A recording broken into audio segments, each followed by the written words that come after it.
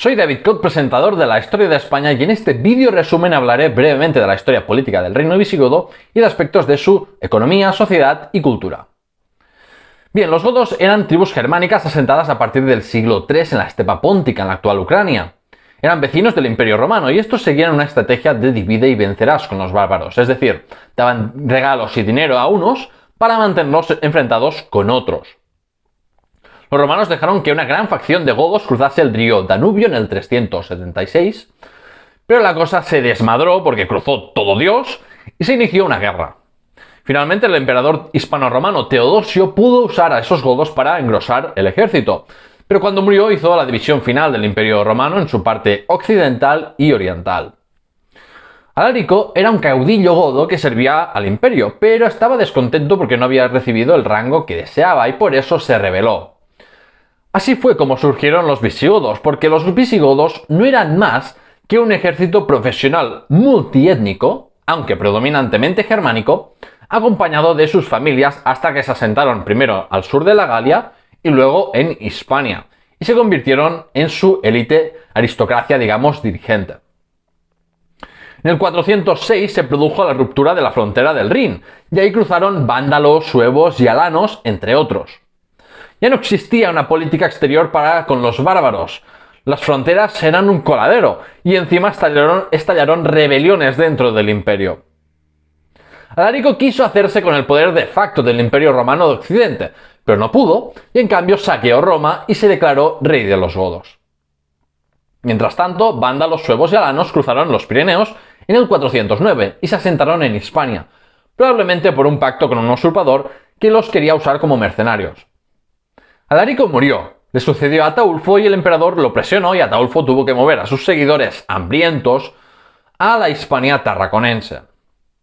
Allí fue asesinado y su sucesor, Balia, pactó con el emperador para eliminar a los bárbaros de Hispania.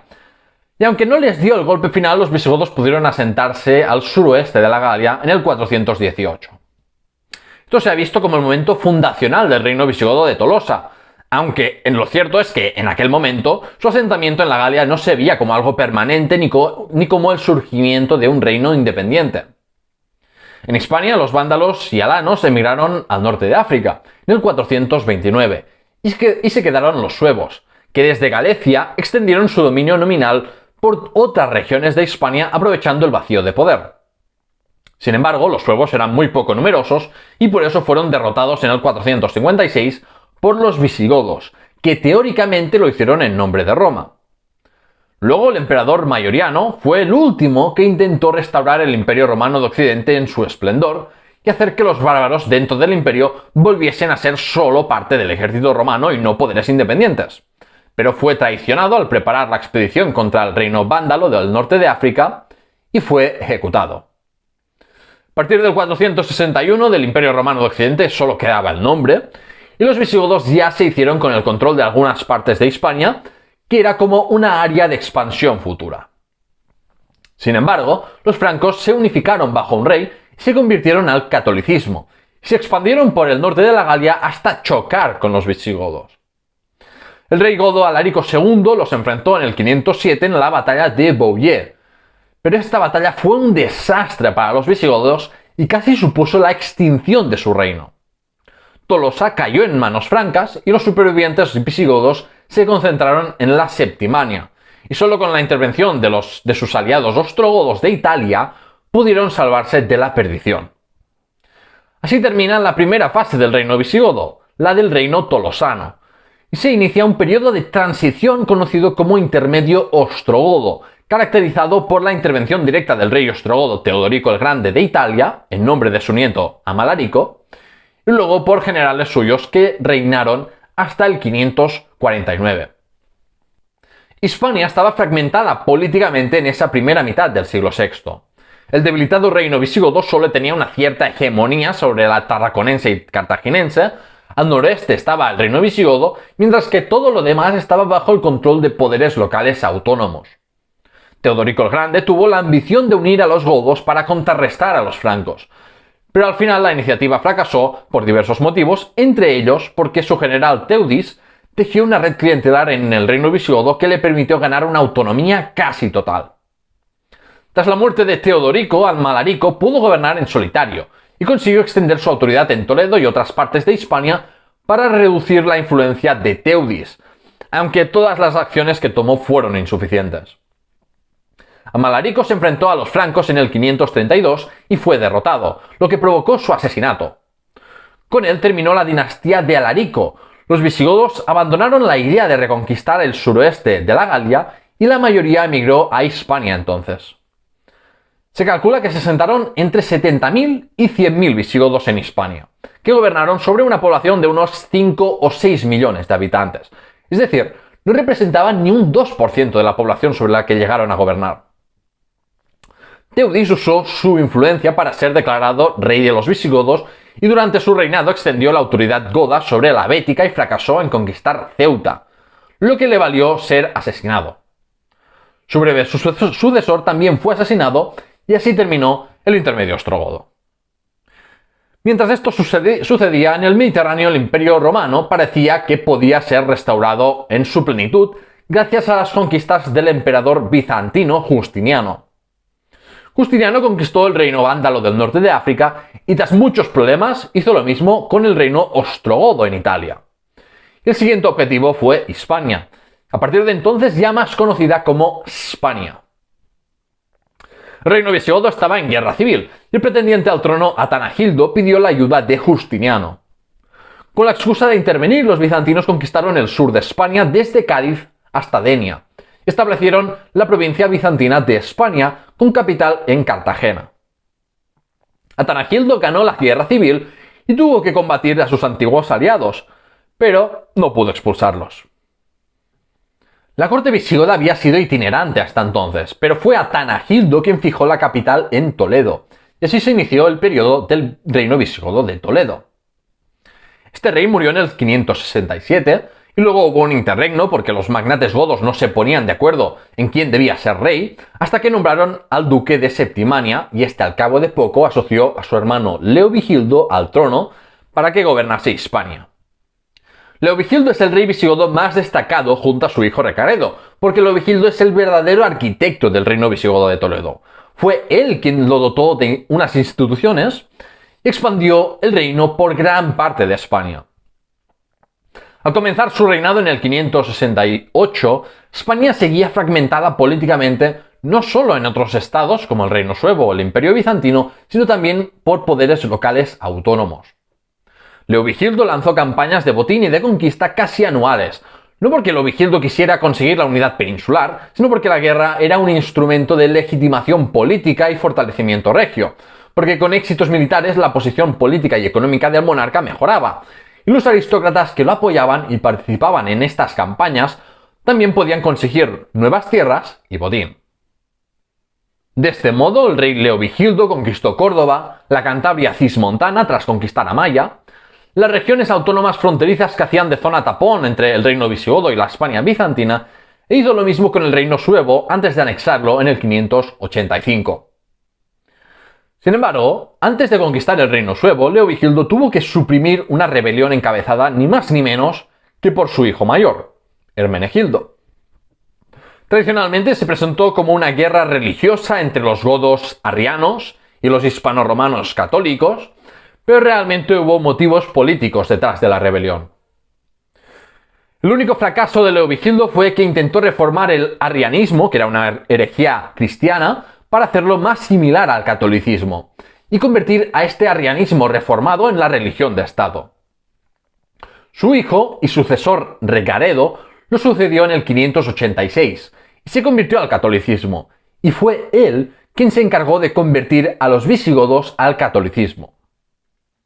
Para ello, Recaredo tuvo que desarticular algunas conspiraciones contra él y convencer a algunos obispos arrianos, tras haber acordado con los católicos, que se integrarían en la jerarquía eclesiástica católica sin perder su posición.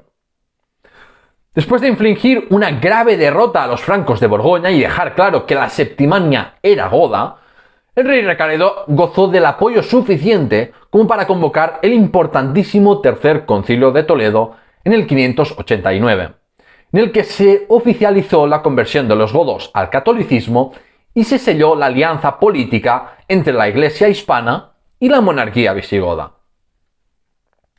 Recaredo murió al empezar el siglo VII, lo sucedió su joven hijo, pero este fue depuesto y ejecutado.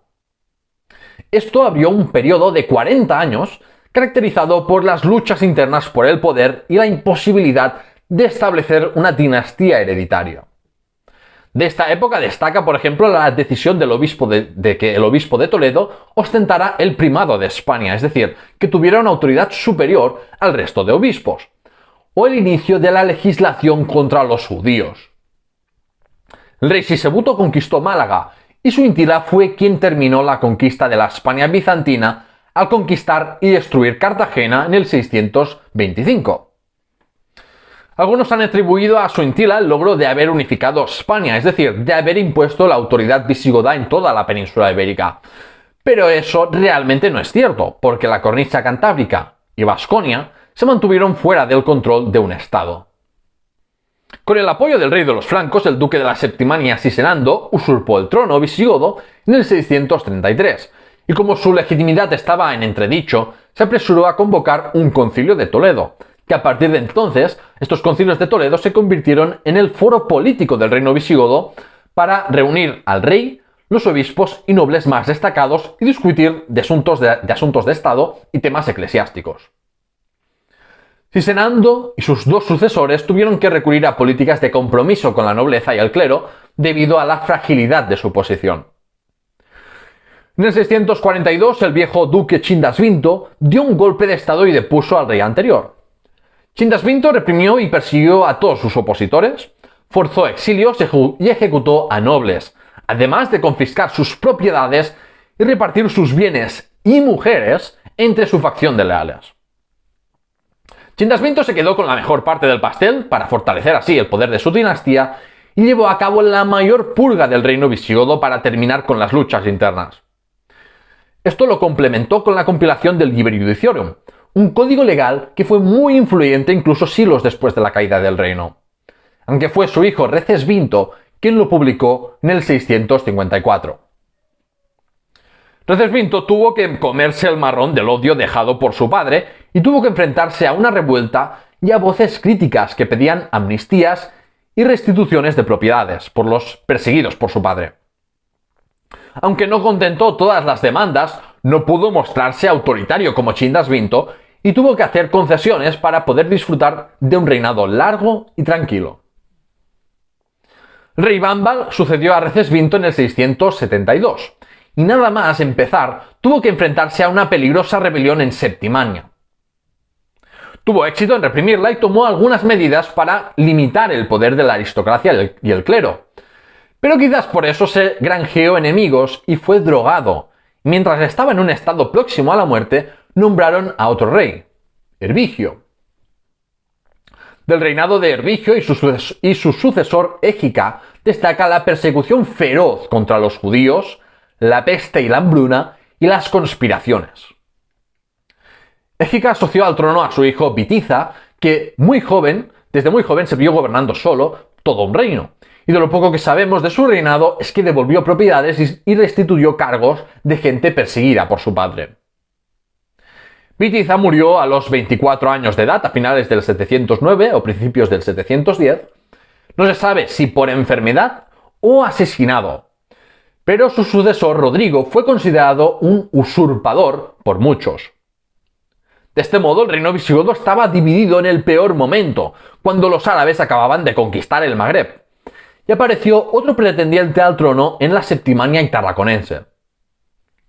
En el 711, las tropas bereberes de Tarik y Bin Ziyad derrotaron decisivamente a los godos y mataron a Rodrigo tras la deserción de los partidarios de la familia de Bitiza, y esto abrió paso a la toma de Toledo y al fin del reino visigodo. Tradicionalmente se achacó la caída del reino visigodo a una decadencia política, económica e incluso moral, pero realmente fue consecuencia de una batalla decisiva en que su rey murió, de la división de sus élites y de la conquista de su capital que hizo muy difícil poder organizar una resistencia coordinada posteriormente. A algunos les sorprende la velocidad de la conquista musulmana, pero lo cierto es que es más fácil y rápido conquistar un estado y un territorio con ciudades desde donde controlar así las áreas rurales, que un territorio dividido en tribus y sin ciudades, como por ejemplo ocurrió en la Hispania prerromana o en la conquista árabe del Magreb. Los últimos reductos godos de la Septimania fueron conquistados en la década del 720, mientras que en las montañas cantábricas emergió un caudillo que fundó el reino de Asturias, que posteriormente reclamaría ser sucesor del reino visigodo. Bien, dejando de lado la historia política, la sociedad del reino visigodo estaba estratificada en privilegiados por su estatus jurídico y socioeconómico, tales como aristócratas, obispos y algunos cargos públicos, y había personas libres pero no privilegiadas, como por ejemplo pequeños propietarios de tierras, comerciantes y trabajadores urbanos. Pero si por algo se caracteriza a la sociedad hispano-goda, era por ser una sociedad de relaciones de patrocinio y dependencia entre los señores laicos y eclesiásticos y los siervos y esclavos. El grueso de la población estaba formado por siervos, personas jurídicamente dependientes que, a diferencia de los esclavos, no podían ser comprados y vendidos ni tampoco separados de la tierra en la que trabajaban. La sociedad de la Hispania visigoda no era una sociedad segregada étnicamente, sino según la condición de hombre libre o no, de la riqueza o del cargo público o eclesiástico. No era, sin embargo, una sociedad homogénea en términos étnicos o identitarios, porque había godos, hispanoromanos, suevos, africanos, griegos y sirios, entre otros. Ni tampoco era homogénea en términos religiosos, porque había judíos y algunas herejías cristianas. En la Hispania tardoantigua, las ciudades seguían teniendo un papel central, pero estas habían entrado en declive, mientras que en el campo se abandonaban las villas romanas y surgieron poblados fortificados y aldeas como las de época medieval. La economía del reino visigodo era eminentemente agraria, como era propio de la época. Se explotaba la actividad económica óptima según los recursos naturales de la zona. En unas zonas, la agricultura; en otras, como valles y montañas, la trashumancia y explotación ganadera; la pesca en la costa o la explotación minera, aunque esta actividad fue más reducida que en la época romana. La economía visigoda era bastante autárquica y el poco comercio que se producía era más local y comarcal que no estatal e internacional. Comparándola con el periodo romano, la economía del reino visigodo era más rural y autárquica y menos especializada. En cuanto a la Iglesia ganó mucho poder durante la progresiva caída del Imperio Romano y los obispos se convirtieron en la élite dirigente de las ciudades. En gran medida, los militares bárbaros y los obispos se aliaron para menoscabar la autoridad civil romana. Y durante el reino visigodo, los obispos intervenían en la gobernanza del reino a través de los concilios de Toledo y de los concilios provinciales, cuyas resoluciones tenían la misma categoría que una ley decretada por el monarca. También fue en la época visigoda cuando se ahondó en la cristianización de España, en especial en las zonas rurales y en el norte peninsular. En cuanto a la cultura, hay que decir que la cultura del reino visigodo era, ante todo, una cultura eclesiástica, porque las instituciones cristianas jugaban un papel crucial en preservar, transmitir y crear conocimiento. Como los hombres cultos estaban relacionados con la Iglesia, sus intereses se limitaban a temas teológicos, además de gramaticales o de derecho y política. En contraste con otros reinos posromanos, el reino visigodo destacaba por la cultura y alfabetización de sus élites laicas y eclesiásticas. Y hay figuras intelectuales muy destacadas como Isidoro de Sevilla, cuyas obras fueron muy leídas en Europa durante toda la Edad Media. Con esto termina el vídeo resumen de la historia del reino visigodo. Si te ha gustado este vídeo, no olvides de suscribirte y darle a la campanita para no perderte mis vídeos. Y comenta y compártelo si te ha gustado. Si eres amante de la historia de España, te recomiendo además apoyarme en Patreon, en patreon.com/lahistoriahispana, para así poder ganar accesos anticipados y acceso a contenido exclusivo, entre otros beneficios. Y si quieres aprender en más detalle la historia del reino visigodo, puedes ver los episodios dedicados a este periodo en la lista de reproducción que puedes encontrar en la descripción del vídeo. Esto es todo por hoy y gracias por escucharme.